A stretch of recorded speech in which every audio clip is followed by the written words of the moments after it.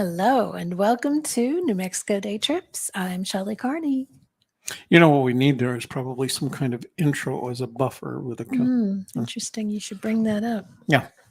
Oh, rats! Keep talking. I have something to do. Oh, Toby's chasing rats.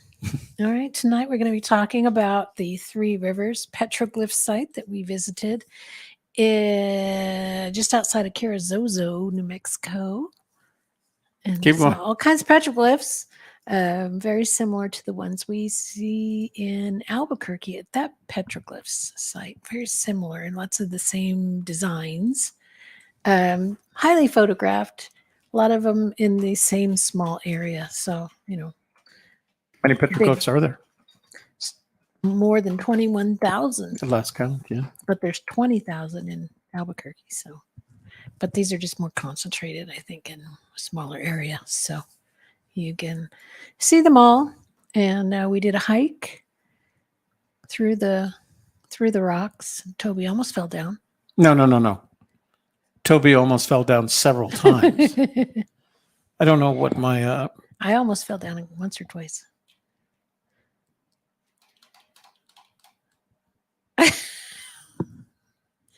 What's your deal, man? Can't you just click on this? Oh, yeah.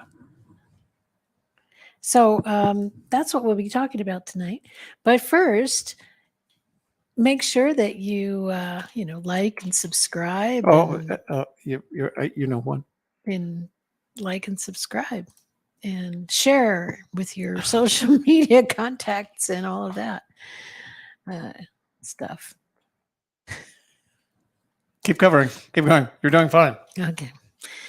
So we took a long trip down to southern New Mexico to get out of the cold, but we didn't really succeed at getting out of the cold. It was cold down there too, and it was very, very windy, and we experienced a lot of wind. There was actually a wind advisory when we were going through the Valley of Fires.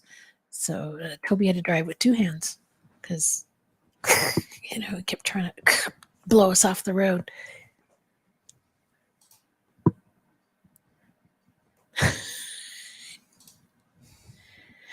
Did you get it figured out? No. No? It's not letting me. I had to go over here to do this. Okay. So, because I want to share these with them. Okay. Go ahead and share them. All right. They're ready. But I have some stuff to do first. So first of all, I have to put up our banner. You have to just repeat everything I just said, I'm sure. Did you already do this part? What? Like, subscribe, and share? Yes, I did. You did? Yes. While you were doing this. With all the fanfare? No, I didn't do a fanfare. I just said like, subscribe, share. All right. They know the drill. Okay, so you told them the story of our travels. Yes. Yeah. Oh, why am I here? To cue the crickets, apparently. Okay, I got to tell you what's going on, so people aren't freaking out over this. So we have a Rodecaster Pro 2 model that we paid a lot of money for. But it has a glitch, and the glitch is on the soundboard. And this is an interesting soundboard because it has 8 buttons, and you can have 8 of those 8 button combinations. So, for example, we have one for this show. Shelley has one for her own show. I wonder if it says that's effects. So that's your air horn. So anyway, the button on which the crickets reside on my show is very sensitive for some reason. It responds to anything. So that's why you guys keep hearing crickets. I'm going to, just for poops and grins, I'm going to see if it actually happens to Shelley's show as well, okay? Because all you have to do is hit the table the wrong way. There you go. That's a Rodecaster problem. All that noise going on. That is a Rodecaster problem. Are we live? We're live. Yeah. Okay. Yeah, we're live over here. Wait, where are we? That's right. Right there. Okay. I had to open up here to get Facebook to the... Facebook was acting like it wasn't... of course, it's Facebook. Paying any attention to us. All right, anyway, after the please like, share, and subscribe, what comes after that? Nothing. I'm pretty much happy with that. All right, well, you can take back off the screen then. All right. Okay. All right, so we had a good trip this last week. We had a fun trip, and as Shelley said, the only downer was that it was cold. So we are going to show you a video, but I wanted to share some of the photos that we took. And the reason I want to do that is because I want to share the location of all these petroglyphs with you guys. So we're going to create a link here, and we're going to create that link there, and it's going to give me that link. And I am going to put that in the old chatty room. Okay, here we go. So this is where you can find the photos that we took this last week when we were traveling. So Coco says we're live. Says hello, friends, we're live. Yes. So let me share a screen with you first. I was going to share the video, but apparently I'm going to do the screen first. Share screen. Man, every time I turn around, they've made another change. No, you just can't find things. Okay. You're old man. Okay. So this is the link that I just shared with you. This is our Three Rivers Petroglyphs Site. And there was some, Shelley saw some behind the scenes videos while I was doing the interview. And this is the book. Oh, I should probably share that with you as well. So this book is sold on Amazon. I ordered it today. It's the book that both Emily and Hap recommended to me as an explanation for petroglyphs, the meaning of petroglyphs. So, but there were other cool things. They had a very small visitor center. It didn't have a gift shop. It was just Hap. He and Emily are the hosts for this location. But it did have a metate. All of this stuff had been dug up, of course, in this area. And it's a very well-researched area because of the petroglyphs. So there's all kinds of schools down there actually doing different kinds of research. The bad news with that is they have a trail that you follow. So they give you this guide. Let me open it up here. Go back to full screen for just a sec. No. Don't want to do that. Okay. So they give you this guide, very informative, tells the story, you know, about the site, the location. But inside, they have this trail map. Okay. And the trail map has numbers. And they tell you how to get to the head of the trail over here. Okay. And then what you're supposed to do is look for the numbers to find the petroglyphs. So there's two problems with this. Number one, this trail is not to scale. It's a half-mile trail. And I don't know how they measured it or what, but these things aren't in the locations indicated on the map. Like 1, 2, and 3 are not anywhere near together. The second problem with it is because there's been other people up there forming their own trails that are, you know, obviously new trails that people, I want to go around the backside here. This trail map, it doesn't, if all you have to do is, I don't know, at any point in time, take the wrong direction. You're not going to go off a cliff or anything, but you're not going to find anything. Now, it actually worked out better for me, and I'll explain why in just a minute. Anyway, they were doing construction. Here's the construction on the main trail. And the reason they were doing construction on the main trail is they wanted to give handicapped an option. And so they're putting in a sidewalk that's you can roll in a wheelchair, and it's going up to one location up here that they can go around. See this. Oh, rats. And Colorado wants to know, where is this located? The site is located 17 miles north of Tularosa, New Mexico, and 28 miles south of Carrizozo, New Mexico, off US 54. So it's kind of the southeastern route to Alamogordo. I guess we could open on the way to Alamogordo, you would go by this. So this was the construction that they were doing. So they made us kind of go around you can see that orange ribbon right there, the construction ribbon. They said just follow those, and eventually you get up here where the main trail starts, because you couldn't use this part of the main trail. So they're building that. So because they are trying to make it more handicapped accessible. So these are just a few of the 21,321 petroglyphs that have been counted so far. But I thought I'd put them in here because they're pretty damned interesting. And I didn't process these. Usually I add contrast to them. I usually make them black and white, and then I add contrast to them so they can stand out. These are, of course, if you use the link, you can download them and process them however you want. But they just go on forever. Every place you look, there are additional petroglyphs. Now, what I did find, I'm gonna go back here and I want to show you what was different. I happened to get off the trail accidentally, and it took me around the south side of this mountain on which all these petroglyphs are. And you got to understand, this is a mountain. Well, it's not a mountain. First of all, you're at 6,000 feet to begin with. The valley is at 6,000 feet. So this mountain is probably, what, 200 feet high? Yeah, it's Hill. it's not It's a not very high. mountain. It's more of a hill, Right. a rocky hill. And at one point, there were 3 rivers that went. That's why they call it Three Rivers Petroglyphs Site. So there was a lot of traffic there, agricultural traffic, hunting traffic, et cetera, et cetera. That's why it became this popular. And it had the right kind of basaltic rock that enables you to do the pecking with a stone. And so it had a lot of reasons for it being there. And the trail led around. I'm going to show you what I found. So the north side of the trail, well, it's actually northeast side of the trail, has the smaller rocks and the smaller petroglyphs. But on the south side, if you got lost, I didn't get lost. You can't get lost. But I took a trail that took me around the western side, and the sun was facing that. What you find out on the western side is there are bigger petroglyphs. And the reason is that I don't know how else to say this, because I said this to Shelley yesterday and it sounded kind of silly, but I'm going to say it anyway.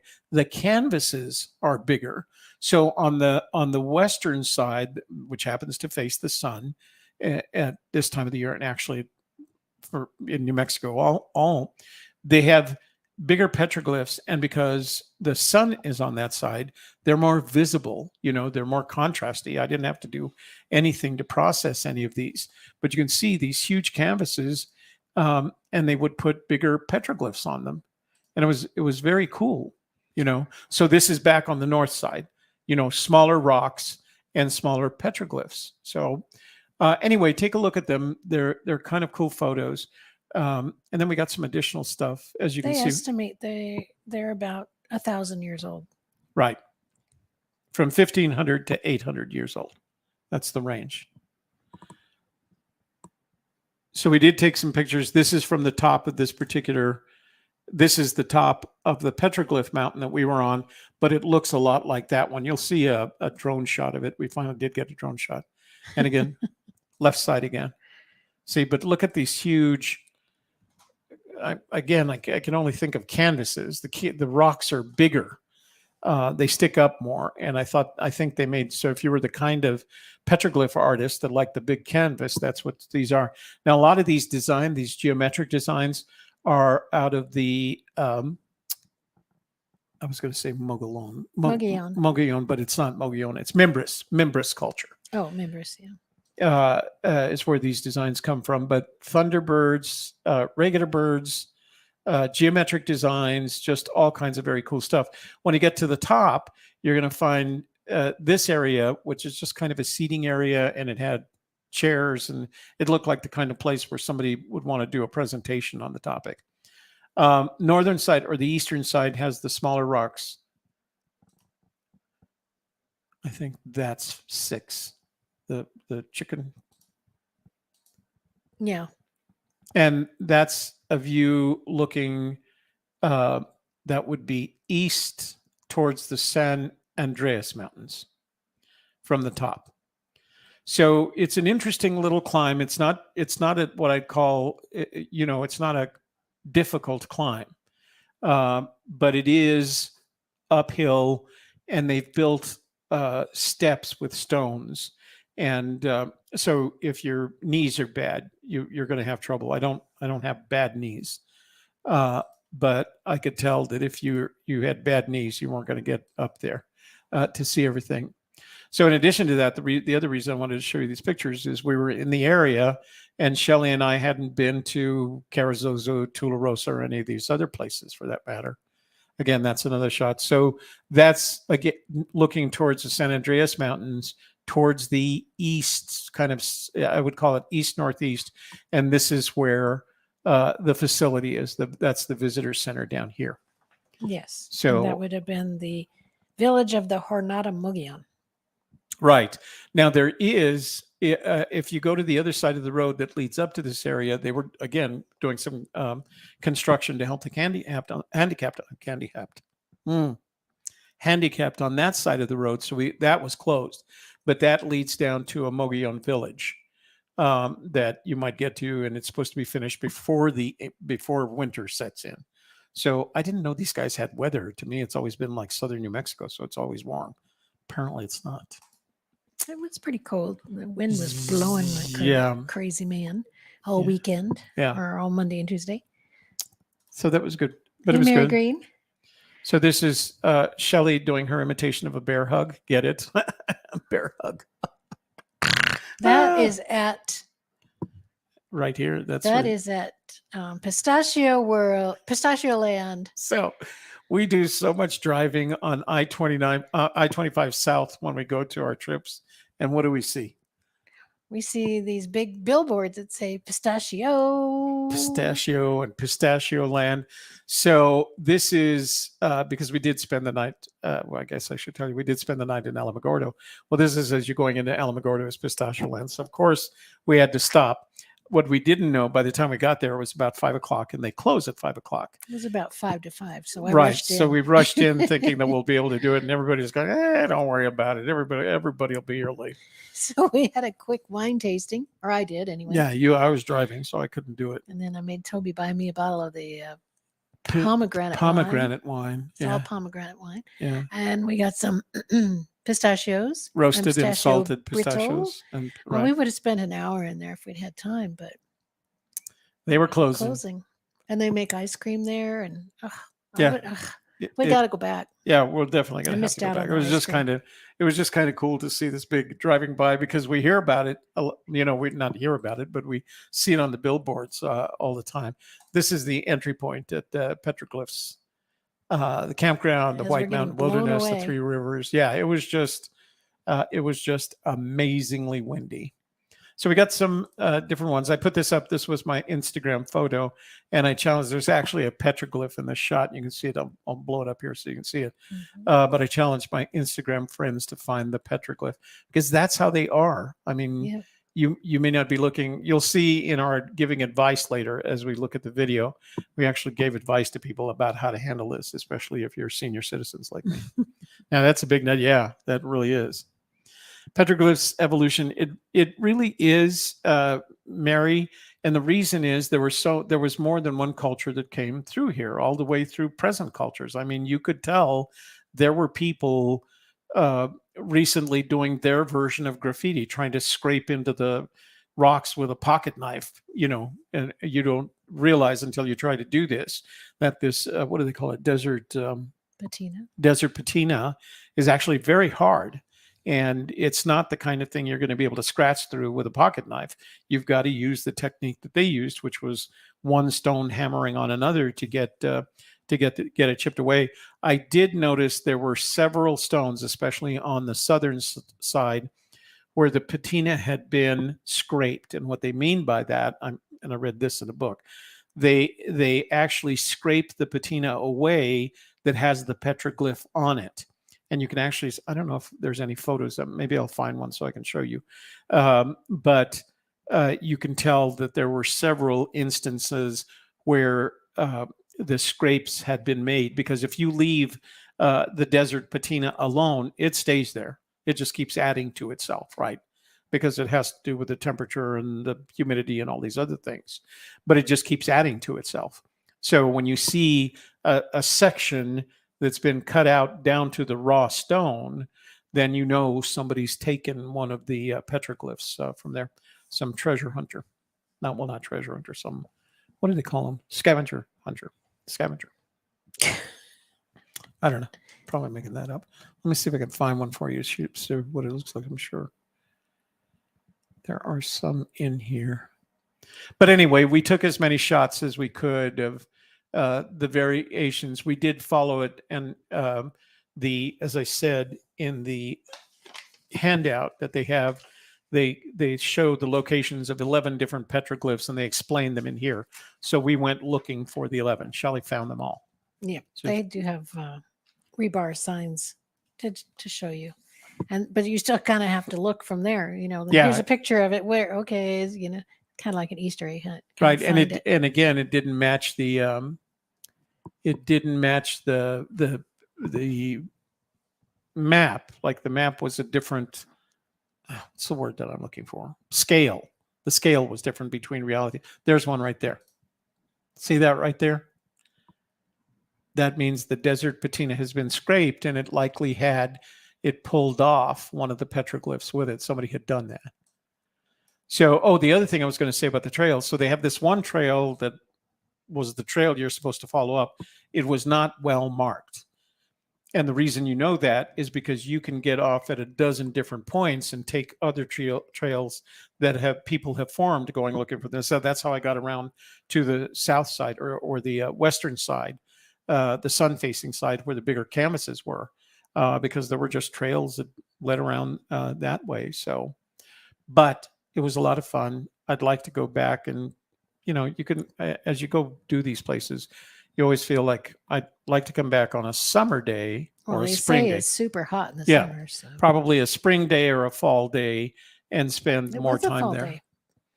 Yeah, well, it was kind of fall. It was very windy though. We didn't get the best of the weather, but that was okay. We just bundled up, Yeah. Ready for the video? So, yeah, you want to do the video? Mm-hmm. All right, we'll play the video for you. It's not as long because we didn't do a dinner. We actually ate out that evening in Alamogordo because it was just too windy. It would have been a mess. They do have some picnic tables there. They have some RV sites that are both, what do they call them when they have water and all that other stuff?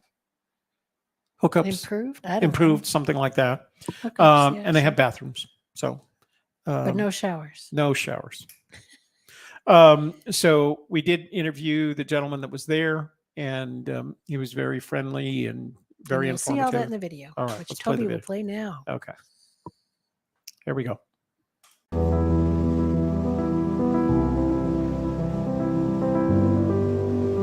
It's 7:20. It's not clunky. What's the hiss though? The road noise. We're on our way to Three Rivers Petroglyphs Site, and we just left the Walking Sands rest stop. So we have about another almost 2 hours to go, 122 more miles before we get there.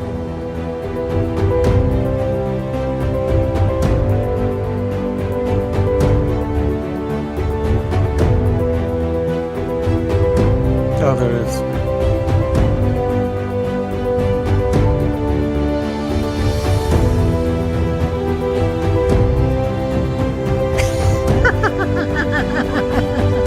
Something like that. That was funny. Well, we stopped along the side of the road here. We have a picnic table over there, and Toby is getting drone shots out over there, and we're in between Carrizozo and wherever we're going, Three Rivers. So it's kind of cold out there. I went and walked around for a minute, and it's kind of getting a little bit breezy and cold, so didn't want to stay out there too long. I suppose we'll be getting some drone shots here and then heading back down the road. We still have another hour of driving to do, another 73 miles. We'll get there around noon and check out the Three Rivers Petroglyphs Site. Yeah, see you there.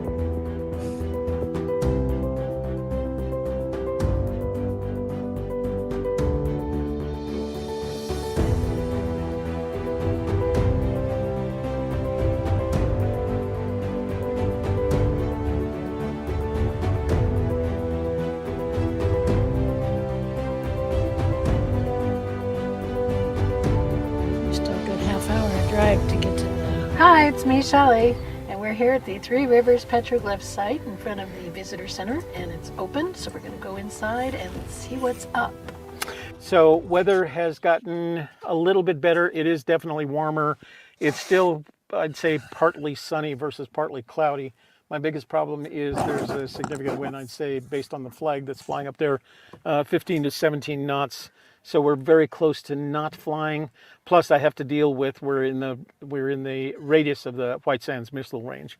So we'll see if I can get some drone work. At best, we'll just, or at worst, we'll take the walk along the petroglyphs and get some photos for you guys that I'm sure you'll like. But we got a visitor center. They said they had a book in here. I spoke to the folks from the visitor center last week, and she said she had a book done by a friend of hers that lived with Native Americans. He was a PhD, but he lived with the Native Americans for the sole purpose of starting to understand what the glyphs meant.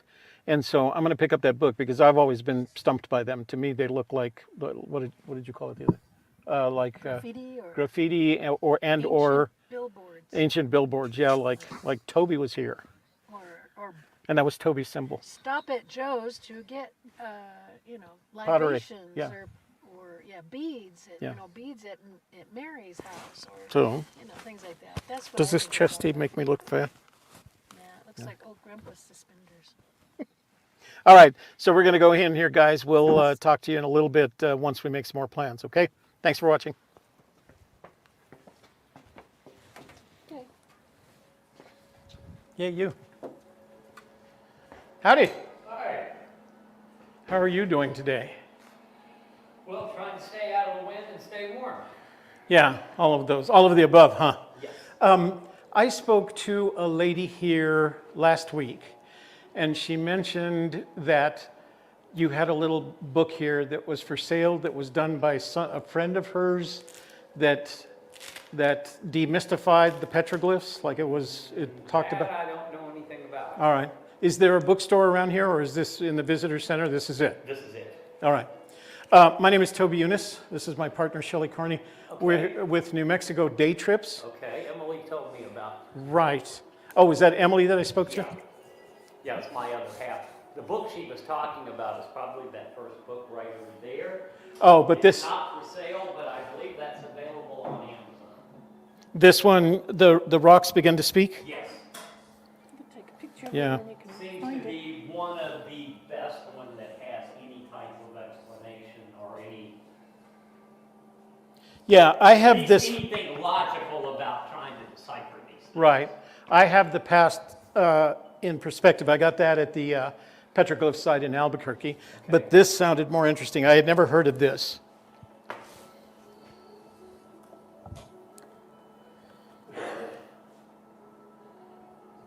All right.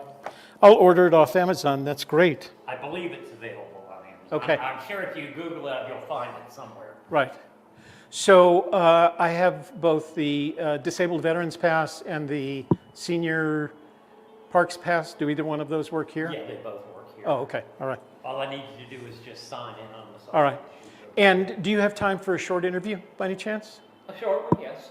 Okay. It'll take me a couple of minutes to set up, Okay. but we can do it right in here so you don't have to go outside. Okay, that And works. we just want to ask some questions about the park because we can never find out as much about it in one day as you already know.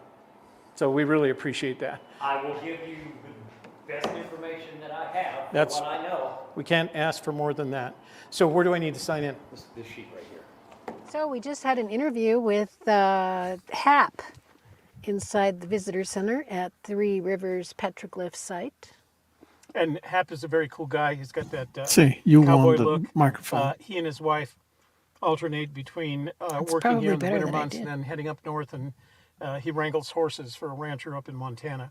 So he's a very cool guy, provide us a lot of good information, and I feel like our goal for today, so I don't have my map with me, but they have a map. Do you have it? Handy. It's all right. Here it is. Let's see. So they've got this map, okay? And the map has 11 locations along this trail right here. And then on those 11 locations, there is a petroglyph that it's not a what do you call it? Hide and seek. What do they call that? Lost and found. Scavenger hunt? Scavenger hunt. They're well marked, but the idea is to go there so that you can get some of these. So our goal now is to go and find each one of those. And Shelley's much better at this. She has better eyes than I do. But we're going to do that. It's Plus, kind we're of gonna go- breezy and cool, so we're going to snuggle up Yeah. in our coats and Yeah, hats and scarves. It is very breezy. So I still can't get a drone up. There's just too much wind. But I know from got a experience drone. that the wind comes down towards the end of the afternoon. So hopefully we'll get up a drone for just a couple of drone shots of the area. Okay. Thanks, guys. We'll talk to you in just a bit. My name is Hap. I'm a volunteer for the United States Department of Interior, Bureau of Land Management.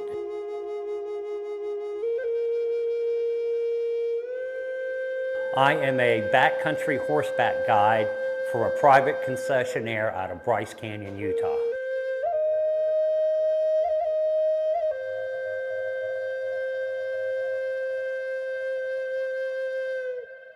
This is our second tour of duty here. We work for the BLM during the winter 5.5 months.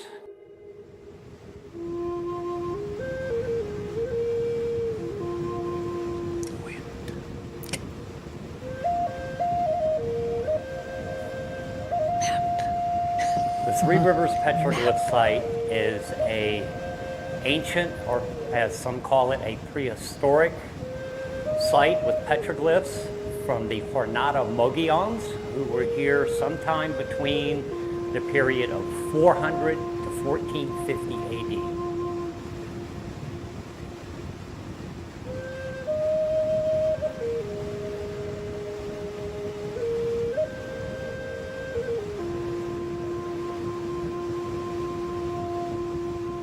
What makes this site so special is this is one of the largest concentrations of Mogollon petroglyphs in one area.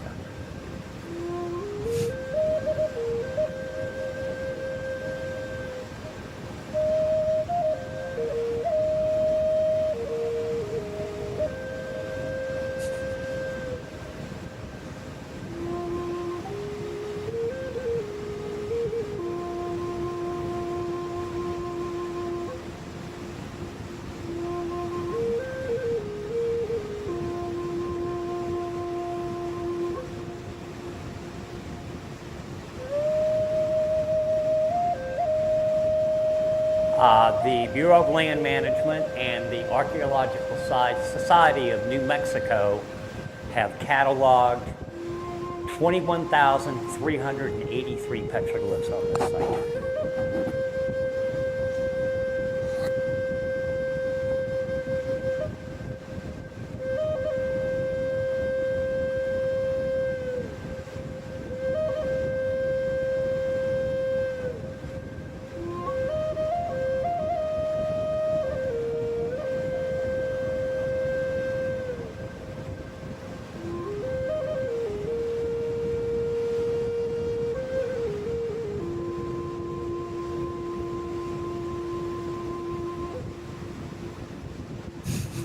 Jervy.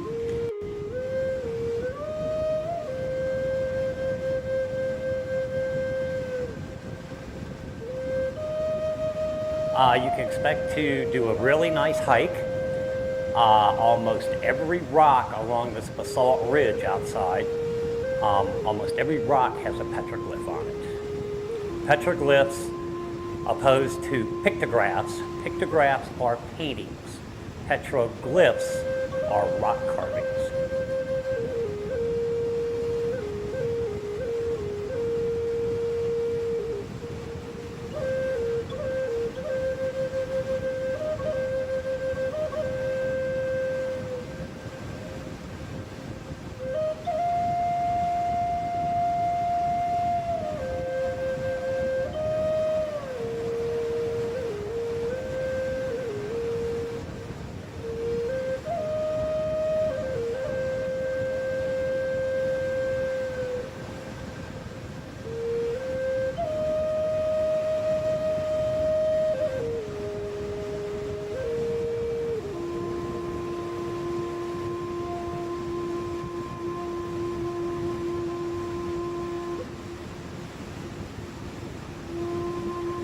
They tell me that this was a very thriving civilization here because any civilization that has art is a thriving civilization.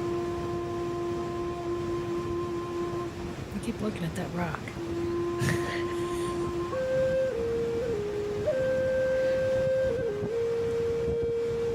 It took me 4 tries to get it right. Oh. The one that was on there.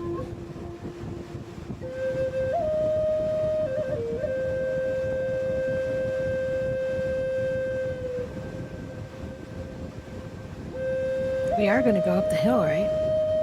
We're pretty high up now. It's eventually we get to the top. Yeah.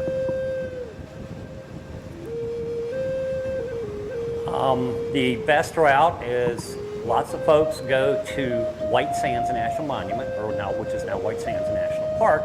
They know nothing about this area. We're 17 miles north of Tularosa, New Mexico, on New Mexico Highway 54.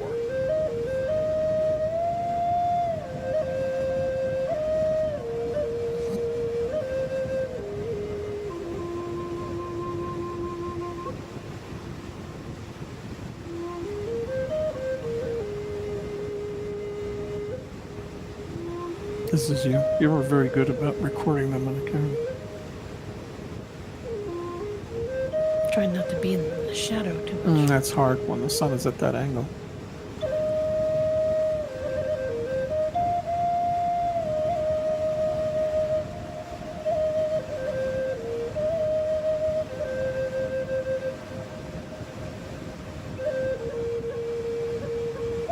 Okay, if you're coming east from I-25, you would come across Highway 70 from Las Cruces.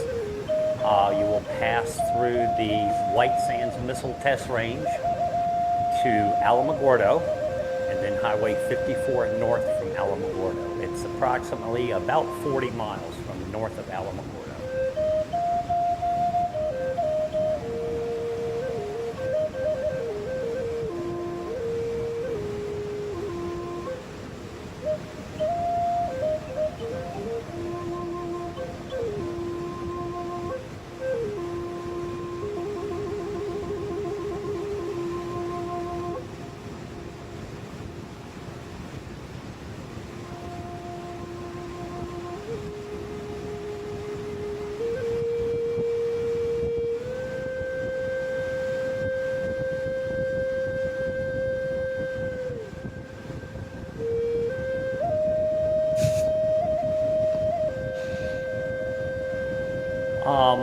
This location, we do offer camping.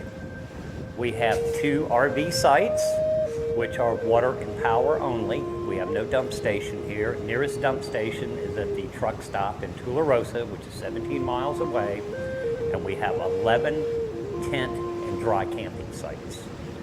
We do have bathrooms on the property. We do not have any showers.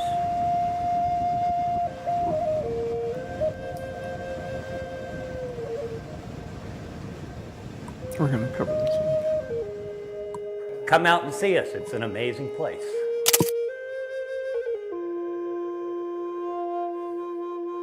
That's number 1, These are in order. 2, 3. Not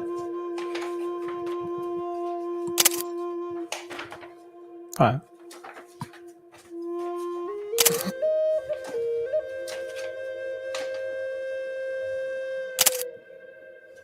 That's number 7. Mm-hmm. 8. 9. 10. 11.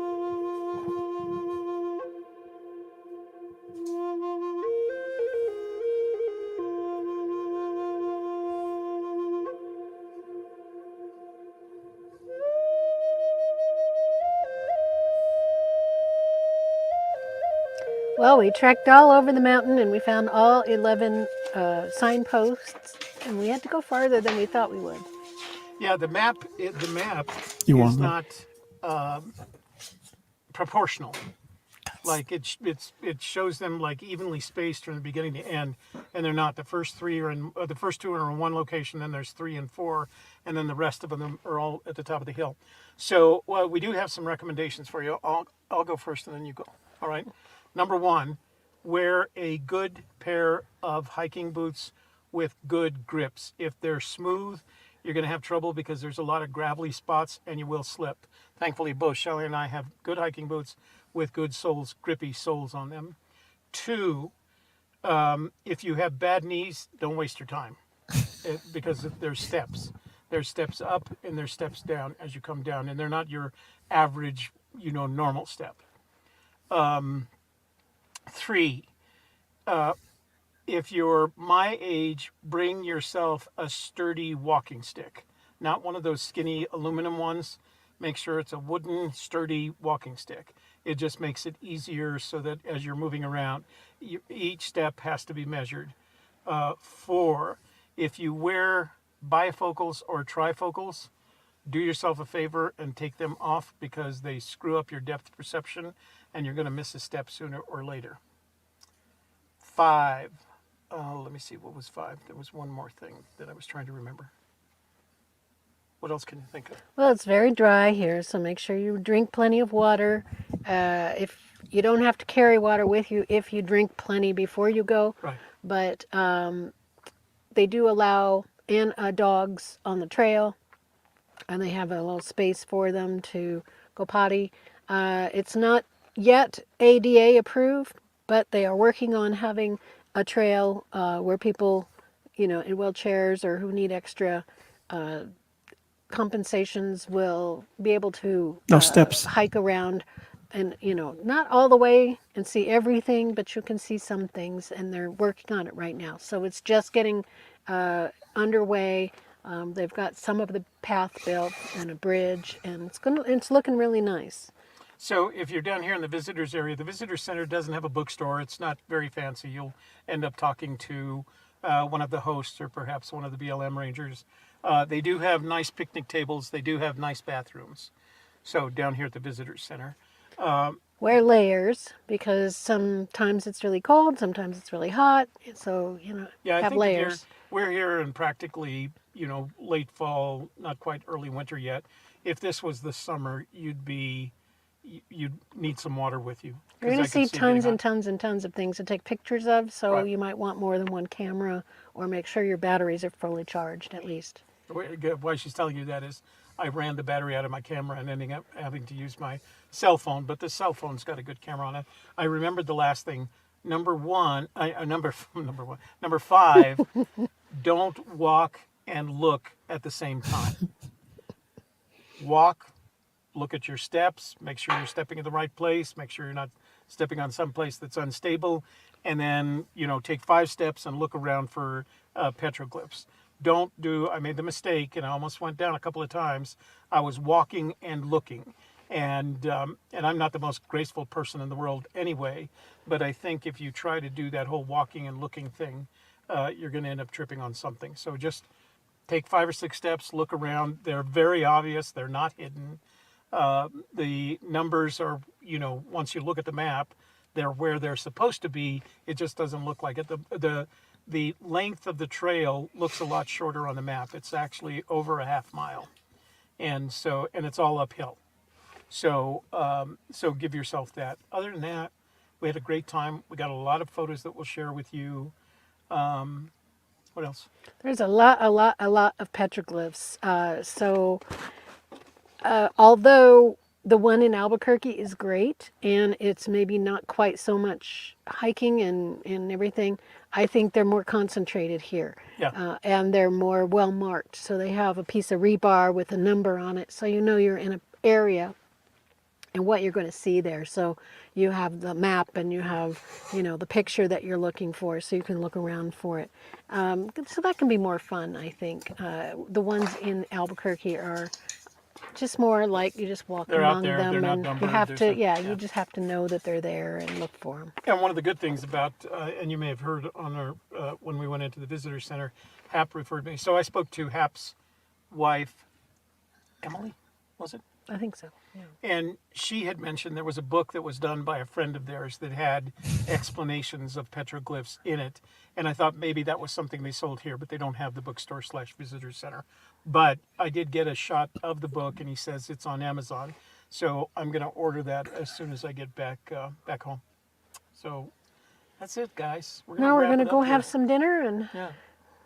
Yep. Head home. Yep. All right. Thanks for watching.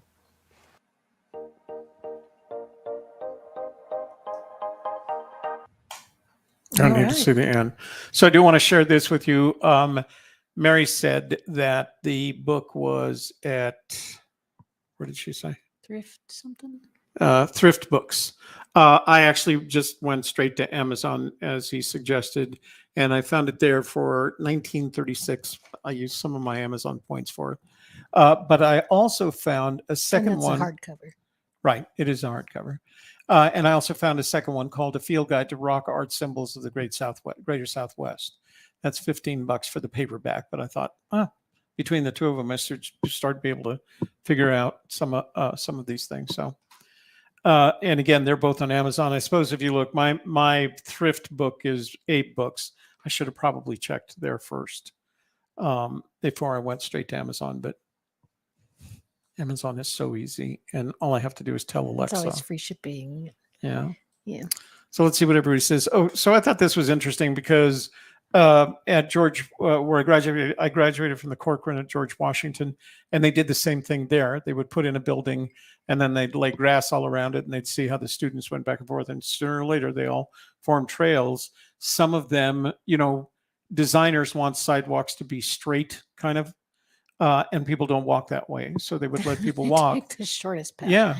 Yeah. So they would let people walk, and then after they had left paths in the grass, they would put in the concrete. So let's see.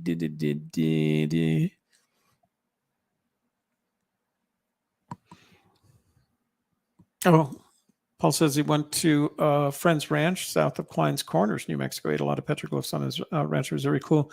Well, the Mimbres culture, the Mogollon, which are Mimbres culture Pueblans. I'm not sure they were Pueblans. They were more. They weren't quite like the Apaches and the Navajos constantly on the move. But they were in that southwest corner, the southwest.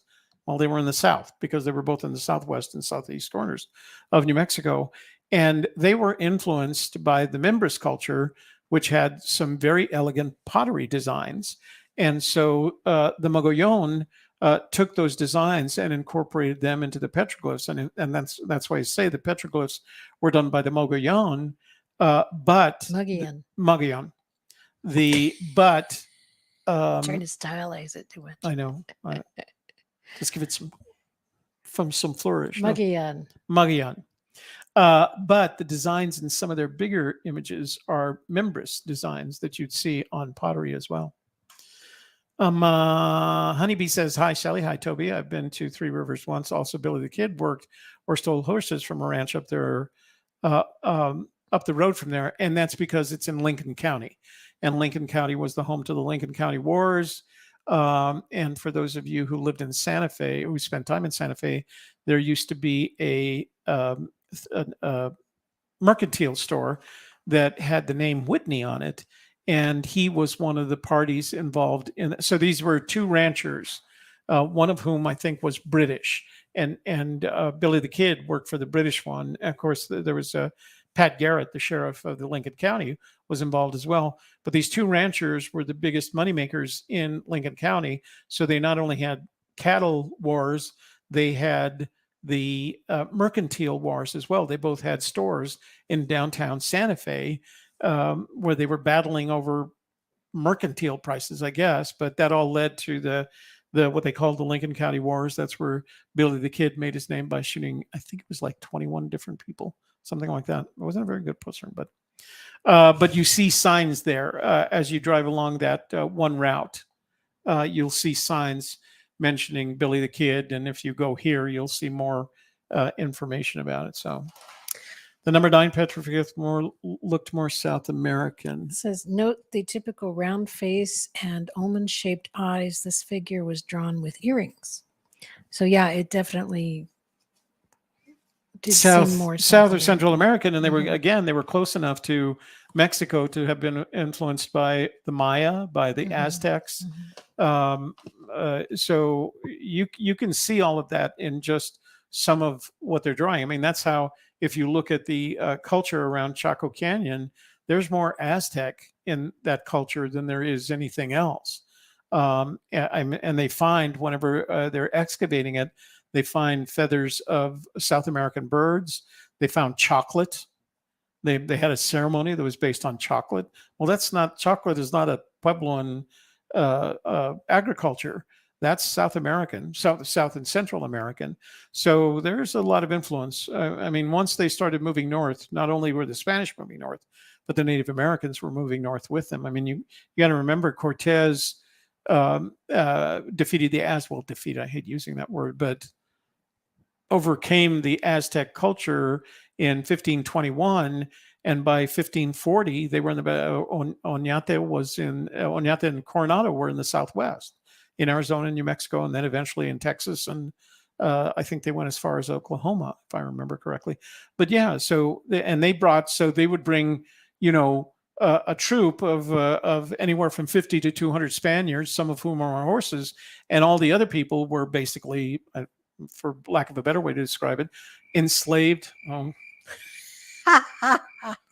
It's trying to tell me that I should make my short story short. I guess I just have to take that on there until they fix it. You gotta stop hitting the table if you want them to stop. Okay. So they would bring, 200 Spaniards, some on horses. And I know that because that's how my family got here. The Perez side of the family got here in the 1540s. On the Arizona side, the Delgados and Espinosas came in after the Pueblo Revolt in the 1690s. And whenever they came, especially the ones that came from south of the border, although there was no border at that time, their slaves, if you will, were Central American Native Americans. And so they brought their culture with them, and they ended up populating the various pueblos. They used to call them, that's what they used to call the Anasazi, which now today is a name that they don't like using. They call, now they use the word ancient Puebloans instead of the Anasazi has some kind of weird, it's like mortal enemies. I mean, it's not a very good name. And so they don't like using the Anasazi name. They use ancient Puebloans now. But those ancient Puebloans came from Mexico and Central America. And so that's why you see some of that culture that reflected in that picture, because I think I agree with Mary Green. It looks Central American to me with the earrings and everything. So let's see. Paul says they were very similar. I wonder if that was the same tribes. I don't know.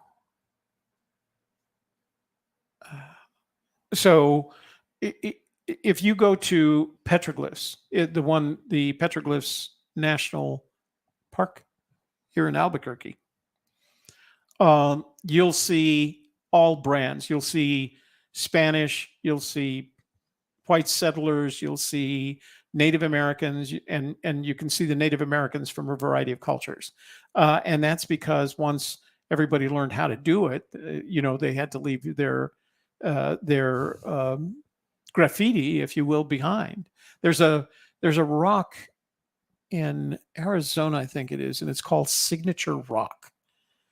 And it's protected by fence. You can't get to it anymore. But if you stop there, the big deal is you see signatures of over hundreds of years from both Native Americans who were using symbols, the Spanish who were using symbols on their names, and they carved them very elegantly. They weren't petroglyphs; they're carvings in this sandstone. And then you'll see white settlers and white cattlemen leaving their names and their, the whatever images they wanted to draw as well. Well, what's funny to me is it was something that Hap said. He said it had to be a culture because it's cultures that have things like art, right? You don't develop art independent of having some kind of culture, and culture is what defines you, what defines your people. For me, when I see my my oldest son and daughter doing Spanish crafts, tin work and retablos. I feel like that's part of what the Spanish culture left behind that they carry on. And to me, it's funny that they carry it on rather than in a modern way, a contemporary way. They carry on using tools and pigments and things like that date back to what the Spanish did. Jason's tin work has its foundations in the fact that as the monks, the friars, were building churches, they needed to decorate the churches with religious symbols. And so what they would do is take the tin cans in which foodstuffs were transported from Mexico, and they'd cut up those tin cans and they'd shape them into crosses, and then they'd put some designs in them using some kind of pick or tool or something else. That's where Jason's craft comes from. That's how it originated. Hold on. Excuse me. So each of them, and there is some sort of, there's a sense of a melding in New Mexico, because our influence, our culture today is influenced by the Native American, by the Spanish, and by the Anglo, because they all decided to settle in this area, for as crazy as New Mexico is. But you go down south and you see a lot more of the Anglo culture down south in New Mexico than you do in northern New Mexico. So it's an interesting place to live. What? Mary wants to know if you read the book. Have you read that book? No, Mary, I just ordered it. I literally just ordered it yesterday when we got back into town. So we were there at Three Rivers on Monday, and yesterday we were in White Sands, and we'll be showing you that next week. Yeah, we did something really interesting at White Sands. When I was young, you had been there before, right? Yeah, but we as went an there adult. once. Yeah, we took the kids there on a big trip. Right.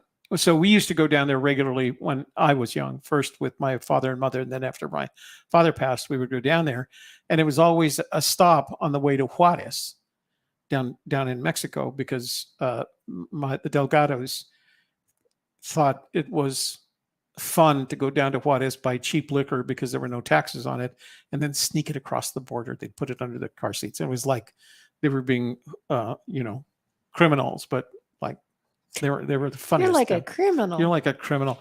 They were the funniest criminals. Anyway, in order to appease us making that long drive, we'd make a stop. We'd always make a stop at White Sands and play in the sands. And my mother would always come home with at least one small mason jar full of white sand, which you're not supposed to do.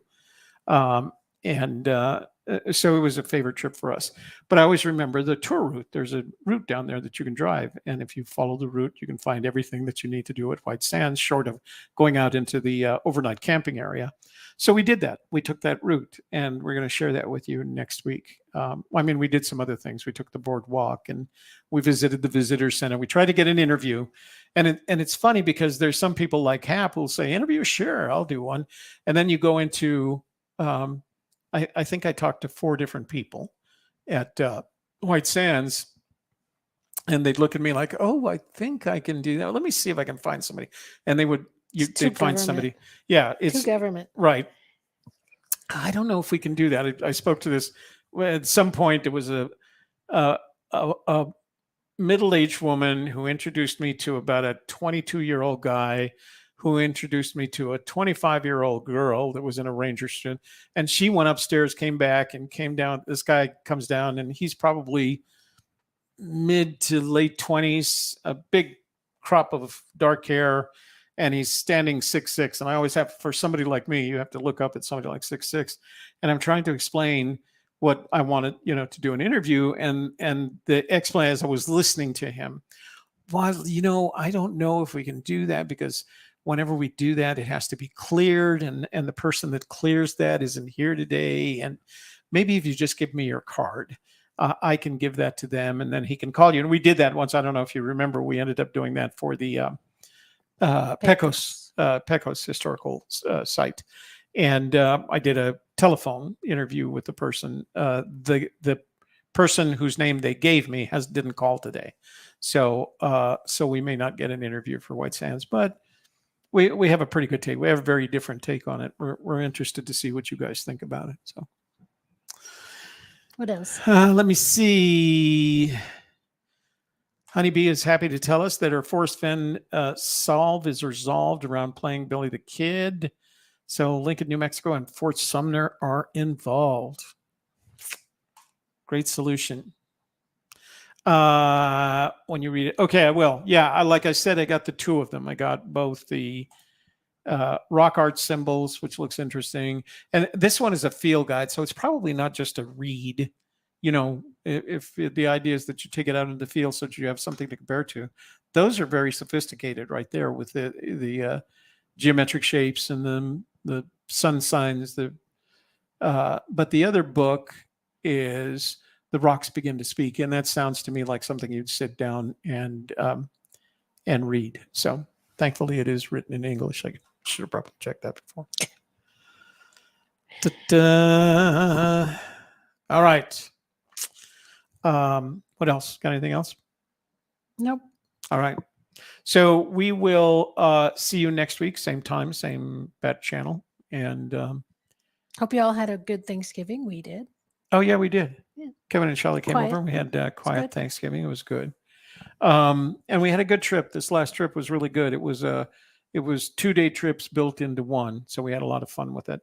And stayed in a great hotel, had dinner at a great restaurant. That's my kind of roughing it. Had some good Merlot. Had some great Merlot. It was so good. I bought a bottle from them. And then the people at this restaurant, it's called Lascombe or Lascombe. And they were just the friendliest people. They just wanted to talk about stuff. And I happened to notice that there were two pictures, and one was of a very young man, and the other with I Black think and white. in black and white with his wife, and then there was a picture over here in color, and it was 3 men, and there was an older man in the middle. But it struck me that as a photographer, you notice these things, that the 21-year-old in this picture was the 70-year-old in that picture. And so I brought it up. I asked the question, is that guy that guy? And they said yes. And then they had to tell us the whole story. And so we very patiently listened while we were having their dinner. We had the pot roast, and because it was, of course, braised pot roast, and I love anything braised. And the other thing that we did is I was looking at the dishes that they were serving other people in the restaurant, and I thought to myself, I'm not going to eat that. So we asked them to split each of our dishes, our appetizer, our salad, and our entree, and they split everything, and I still didn't finish it. So we didn't know where to find it. We should have gone. I'm sure we drove right past it, because we drove past a lot of those places. But when we saw the big pistachio, did you bring the nuts in here? So we did buy a side, and we got another bottle of wine there, the pomegranate wine, which was really good. I was surprised how good it was. But the pistachio place had a variety of not only is it a great place, great area for growing nuts, apparently it's a great area for vineyards, because there's several vineyards. The Lascombe, the restaurant that we went to, is actually a vineyard-based restaurant. And they have all the various bottles of wine for sale there. We tried 2 of them there. Mm-hmm. We tried their signature Cabernet. Heritage Cabernet. That was just a little bit too immature for a cab. But we did like the Merlot, so we bought a bottle there. So we're going to try those the next time. We're going to a friend's house on Saturday. Mm-hmm. So we may take that with us to make it a gift. So, yep. By the Catholic Church. So is that in Alamogordo, Honeybee? La Luz? Because we didn't get much into Alamogordo. They have what do they call it? A relief route. Yeah. Which is where our hotel was. So we didn't get into Alamogordo. As we were driving in, we saw the big pistachio, decided to stop, and then went almost immediately off into the relief route, and that took us to the hotel. And then from the hotel to White Sands was on the same relief route. So I got to tell you a story. We were at White Sands, and we had gone in and done the visitor center routine where we tried to look for, somebody to interview and things like that. And I was back outside, and I was mounting one of the action cameras on the hood of my truck, and wasn't thinking about, I'm just thinking about how am I going to get this thing in and make sure it's lined up, everything. And all of a sudden there was this huge explosion. And it was the kind of explosion that, having known from experience, it reminded me of somebody dropping a 500-pound bomb in Vietnam, because there's the primary explosion and then there's the blast wave. And it was that kind of explosion. And I kind of knew, once I heard it, I knew what it was, but it just literally came out of nowhere. And then, of course, you remember you're at the tail end of White Sands test range, missile range, things like that. And it's long. I mean, the reason there is no direct route from I-25 to White Sands is you have to cross the missile range in order to get there. And so if they're blowing up stuff every day, including while we were there, they couldn't afford to. There was one road we saw. Where did we see that road where they said? It was the road in. Was it? Yeah.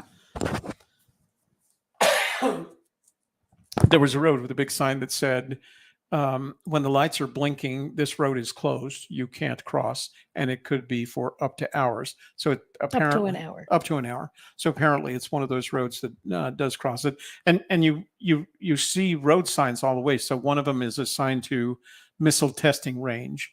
Another is to the Oscuro bombing range.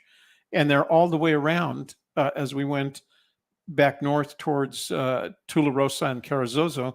And then you go west from Carrizozo, you cross it again. It says you're going through the White Sands missile range. No, and it's restricted, of course. Anyway, it's a big, somebody gave away a whole bunch of New Mexico for that place. Yeah, well. I want it back. Okay.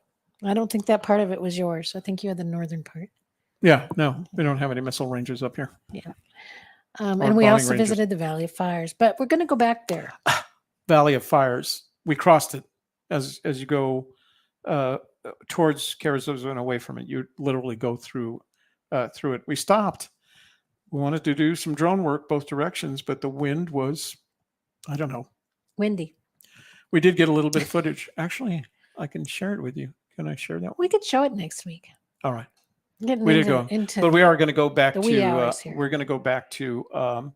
We are going to go back to the Valley of Fires. It looked very, very cool. And it's got a great story. 165-foot thick, lava flow that goes.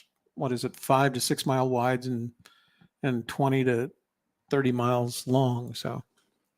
Yes. Oh, Valley of Fires was one of Doug Preston's books. Oh. I think it's one of them. Oh, okay. I think it's interesting that Honeybee has literally a wealth of this forest fen trivia knowledge. So, that's right. I mean, who knew that, Honeybee? Congratulations. I'm impressed. Okay, what else? That's it. All right. Let's go.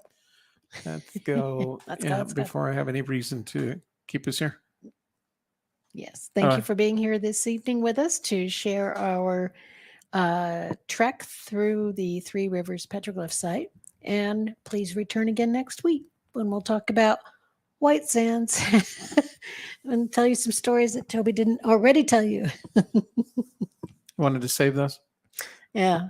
Well, I'm sure he'll tell you again next week. So I will put the links to. I'll put the links to the photo packet, our photos that we shot, and the book. I'll put the links to the 2 books and the photos we shot in the description box below. Also, I will separate out the video, which is about 23 minutes long, and I will put that up separately on YouTube. So if you don't want to see the whole live stream, you can just go to. Damn it! Look, it stopped when I cussed it. Anyway, we'll be back again tomorrow for Women Conquer Business and Messages and Methods if you'd care to join us for those. And if not, we'll be back again next week. What time is Women Conquer Business? 11. And what time is messages and methods? 1. There we go. Now you know the time All and the the location. ones. All right, guys. Thanks for joining us tonight. Don't forget, we do love you.